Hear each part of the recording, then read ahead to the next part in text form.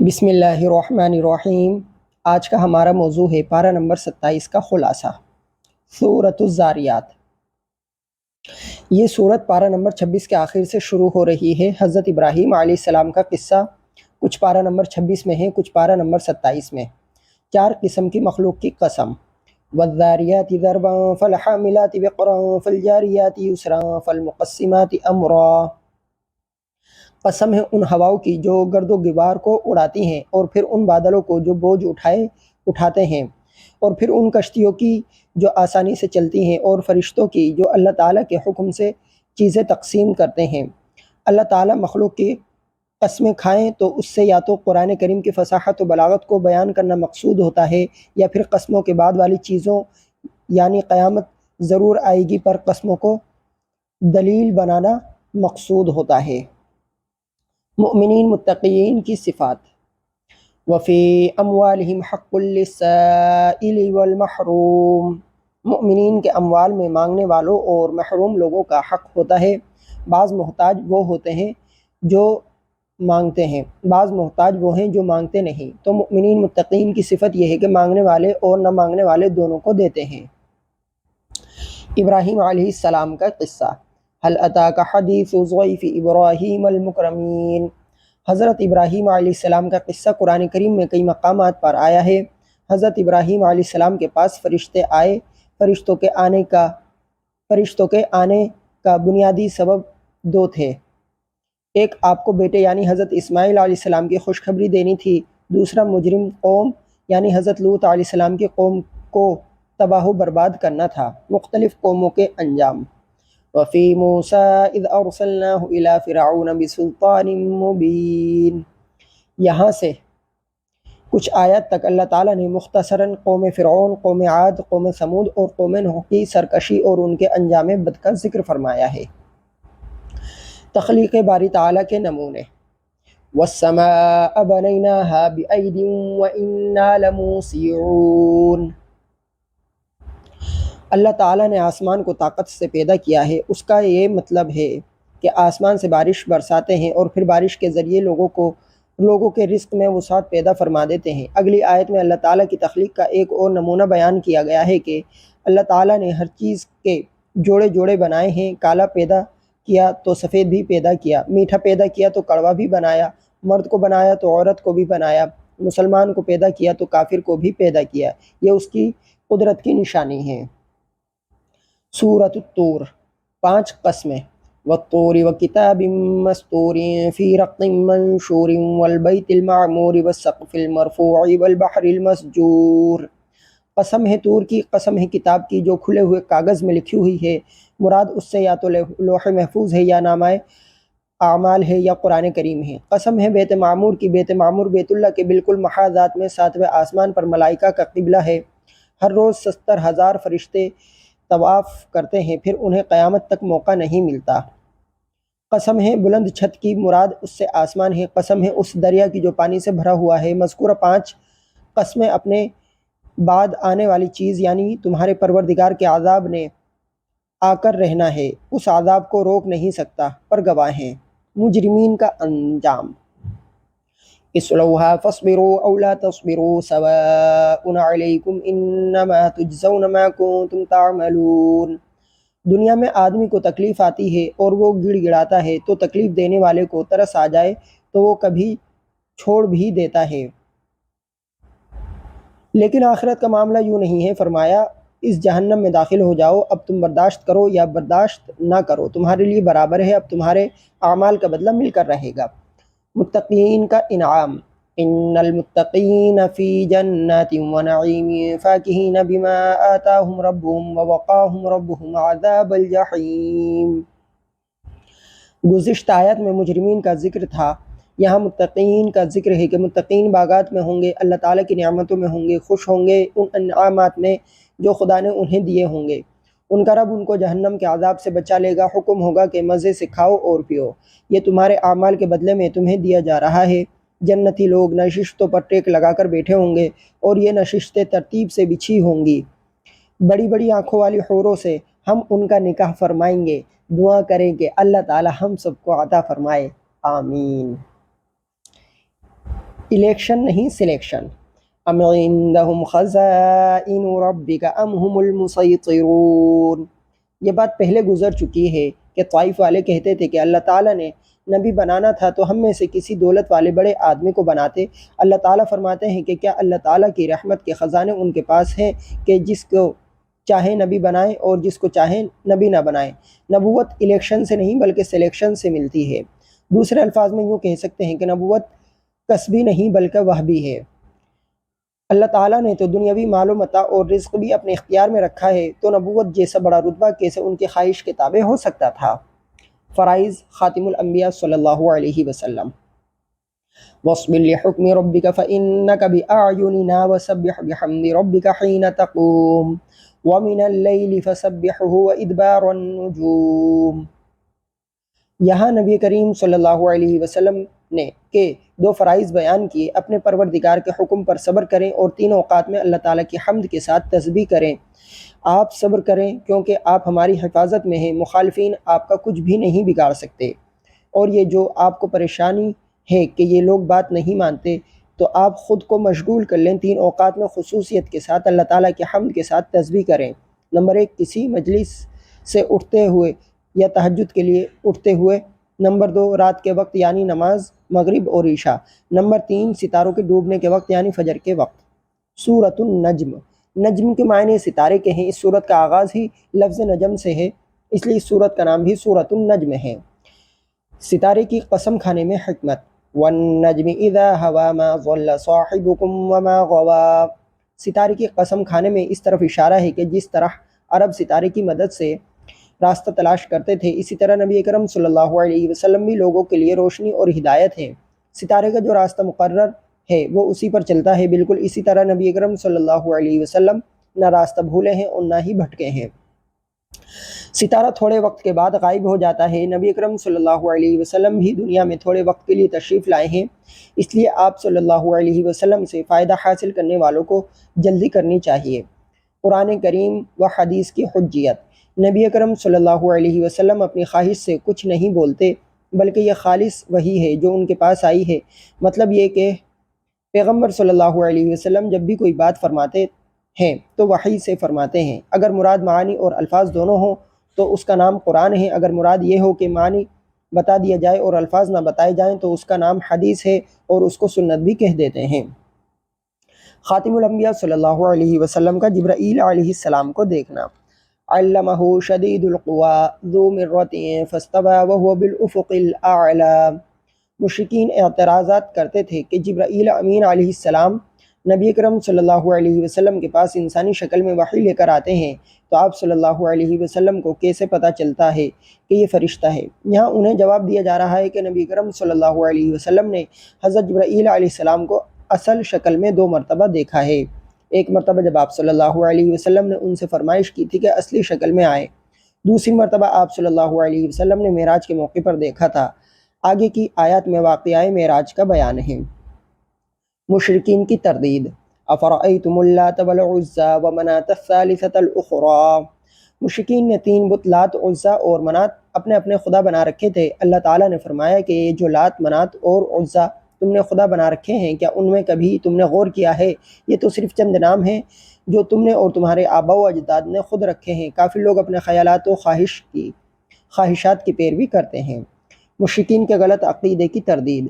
ان الذين لا يؤمنون بالآخرة ليسمون الملائكة تسمية الأنثى وما لهم به من علم ان يتبعون الا الظن، مشرکین اللہ تعالیٰ کے لیے بیٹیاں بناتے اور ثابت کرتے تھے، یہاں ان کے اس عقیدے کی تردید کی جا رہی ہے کہ ان کے پاس اپنے اس عقیدے پر کوئی دلیل نہیں ہے، کوئی کسی کا بوجھ نہیں اٹھائے گا۔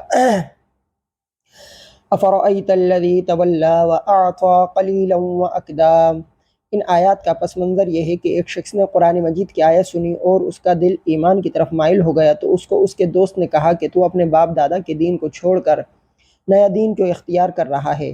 یوں اس کو کچھ آر دلائی۔ اس نے کہا میں تو آخرت کے عذاب سے ڈرتا ہوں کہ کہیں آخرت میں میری پکڑ نہ ہو جائے۔ دوست نے کہا کہ اگر تم مجھے کچھ پیسے دے تو میں ذمہ داری لے لیتا ہوں کہ آخرت کی پکڑ سے تمہیں بچا لوں گا۔ یہاں ان کی اس بات کی تردید کی جا رہی ہے کہ کیا اس کے پاس غیب کا علم ہے کہ وہ اس بات پر قادر ہے کہ اسے جہنم کے عذاب سے بچا لے گا؟ اگلی آیت میں ہے کہ کوئی کسی دوسرے کا بوجھ نہیں اٹھا سکتا۔ آیت سجدہ فَاسْجُدُوا لِلَّهِ وَاعْبُدُوا۔ آیت سجدہ عربی میں پڑھنے اور سننے والے پر سجدہ تلاوت واجب ہو جاتا ہے۔ سورۃ النجم پہلی سورت ہے جس میں آیت سجدہ نازل ہوئی۔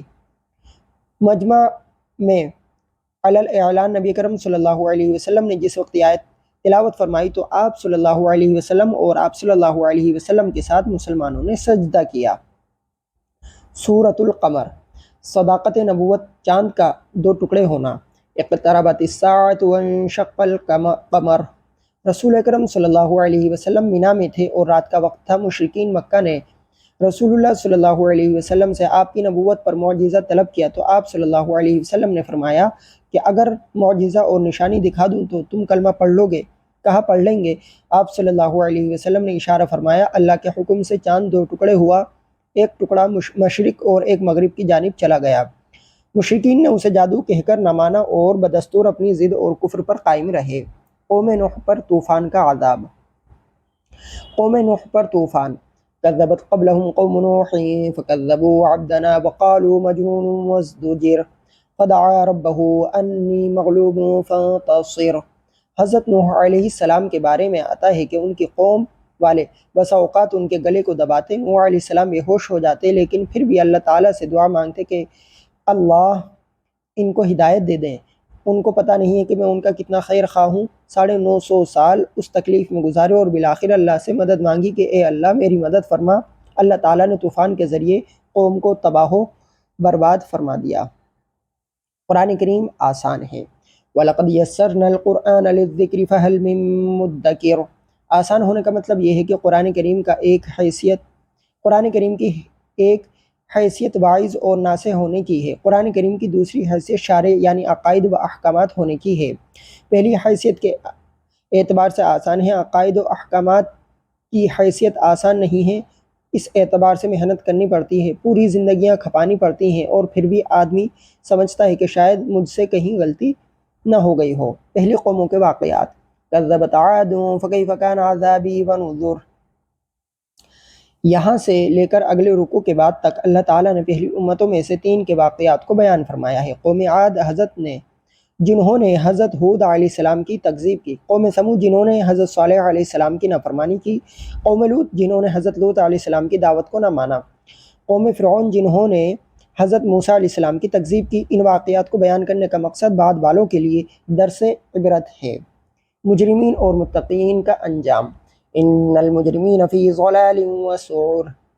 یہاں سے لے کر سورت کے آخر تک اللہ تعالیٰ نے مجرمین اور متقین کے انجام کو بیان فرمایا ہے۔ مجرمین بڑی گمراہی اور بے عقلی میں پڑے ہوئے ہیں، قیامت کے دن ان کے منہ کو آگ میں گھسیٹا جائے گا۔ ان المتقین فی جنات ونہر۔ متقین کو آخرت میں اللہ تعالیٰ انعامات کے طور پر باغات اور نہریں عطا فرمائیں گے۔ سورۃ الرحمن۔ اس سورت کا آغاز الرحمن سے ہے، اس کا نام بھی یہی رکھ دیا گیا ہے۔ لفظ رحمان سے سورت کے آغاز کی وجہ۔ الرحمن۔ مشرکین مکہ رحمان کے نام سے واقف تو تھے لیکن ان میں یہ اسم گرامی زیادہ معروف نہیں تھا۔ بطور ضد بھی وہ کہا کرتے تھے کہ مر رحمان، کہ رحمان کیا ہے، اس لیے اللہ تعالیٰ نے رحمان کے نام سے پوری سورت نازل فرمائی اور اس کا آغاز بھی لفظ رحمان سے کیا ہے۔ قرآن سب کو سیکھنا چاہیے۔ علم القرآن۔ رحمان نے قرآن سکھایا ہے، جو سکھایا ہے اس کا ذکر تو ہے اور جس کو سکھایا ہے اس کا ذکر نہیں ہے۔ اس کی وجہ یہ ہے کہ قرآن کریم کی براہ راست جس شخصیت کو تعلیم دی گئی وہ حضور اکرم صلی اللہ علیہ وسلم ہے۔ یہ سب کو معلوم ہے، پھر آپ کے واسطے سے آپ کی امت کو تعلیم دی گئی، یا اس کی وجہ یہ ہے کہ چونکہ قرآن کریم کی تعلیم ہر کسی کو دینی ہے اس لیے اس کا مفعول بھی ذکر نہیں فرمایا۔ جن و انس کو خطاب۔ فَبِأَيِّ آلَاءِ رَبِّكُمَا تُكَذِّبَانِ۔ اللہ تعالیٰ کی پوری کائنات میں مختلف قسم کی بے شمار نعمتیں پھیلی ہوئی ہیں۔ اس صورت میں اللہ تعالیٰ نے صراحتاً انسانوں اور جنوں کو خطاب کر کے یہ نعمتیں یاد دلائی ہیں، ایک بار نہیں بلکہ بار بار اس آیت اب بتاؤ تم اپنے پروردگار کی کون کون سی نعمتوں کو جھٹلاؤ گے کو دہرایا ہے۔ زمین کی ہر چیز فنا ہو جائے گی۔ کل من علیہا فان وَيَبْقَى وَجْهُ رَبِّكَ ذُو الْجَلَالِ وَالْإِكْرَامِ۔ ہر چیز جو زمین پر ہے وہ ختم ہو جائے گی اور صرف اللہ تعالیٰ کی ذات رہ جائے گی۔ وجہ ربک سے مراد اللہ تعالیٰ کی ذات ہے۔ زمین و آسمان سب ختم ہو جائیں گے، لیکن چونکہ پہلے تذکرہ زمین کا تھا اس لیے فرمایا کہ زمین کی ہر چیز فنا ہو جائے گی۔ فنا کی دو قسمیں ہیں، امکانی اور عملی۔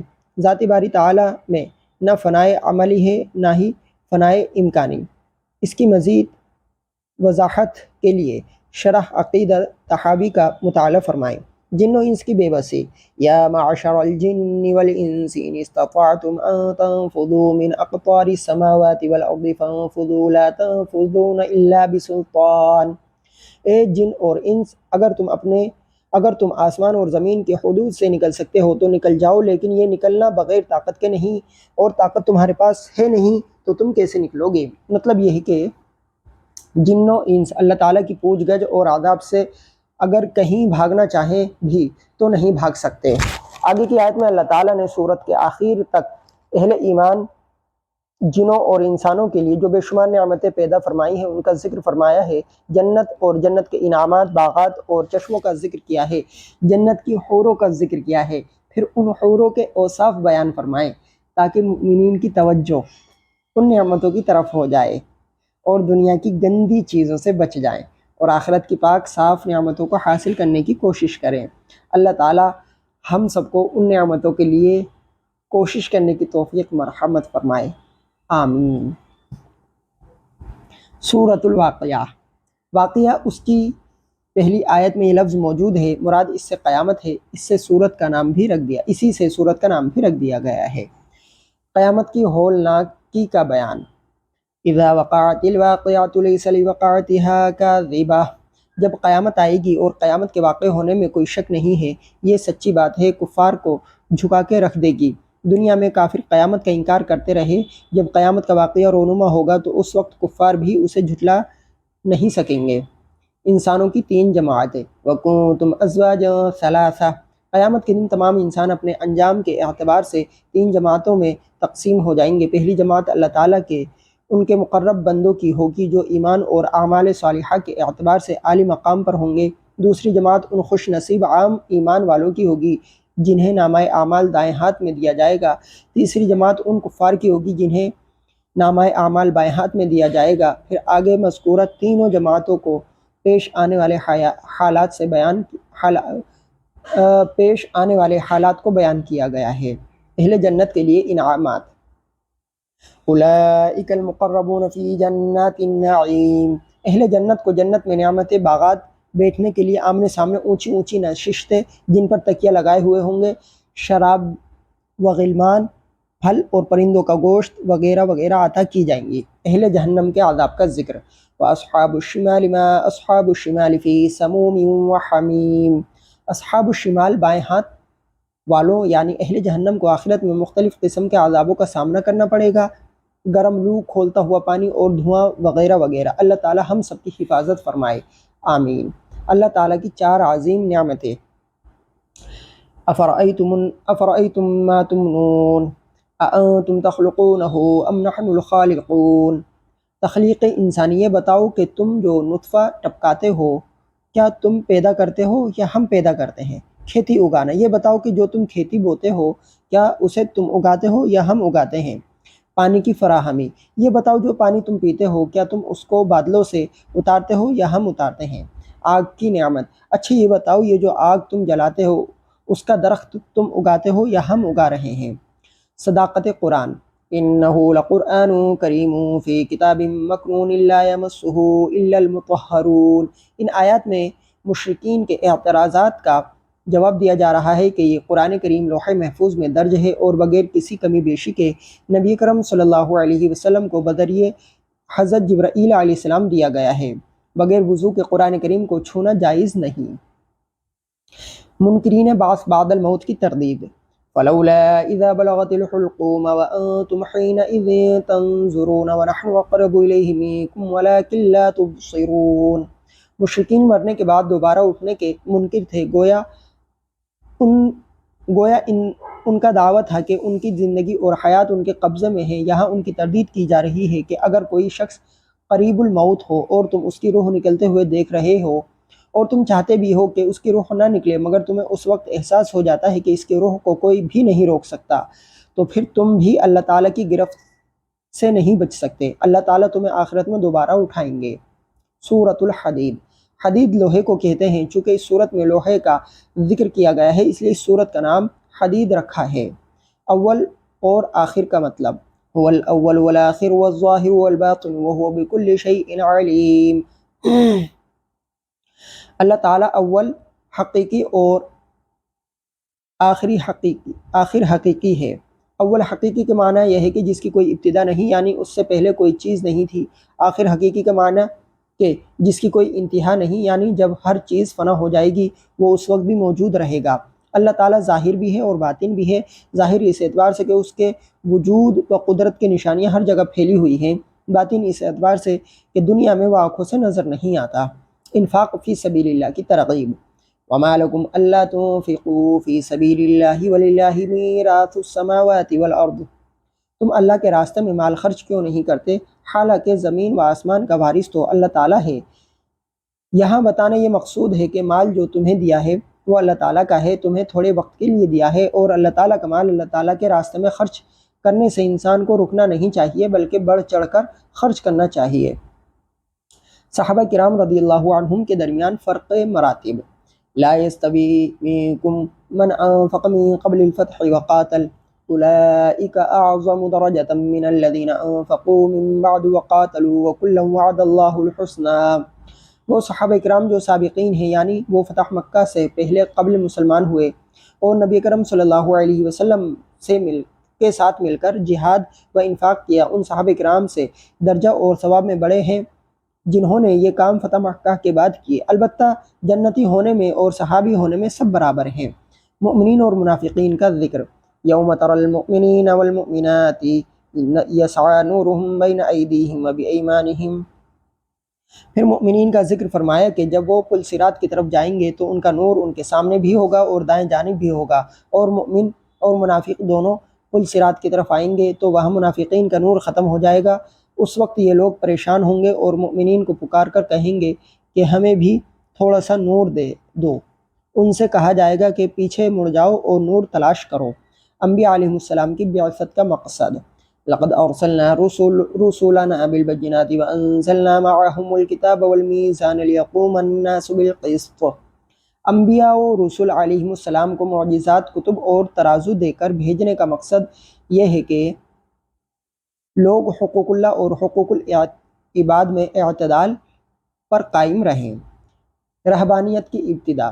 وَرَهْبَانِيَّةً ابْتَدَعُوهَا مَا كَتَبْنَاهَا عَلَيْهِمْ إِلَّا ابْتِغَاءَ رِضْوَانِ اللَّهِ فَمَا رَعَوْهَا حَقَّ رِعَایَتِهَا۔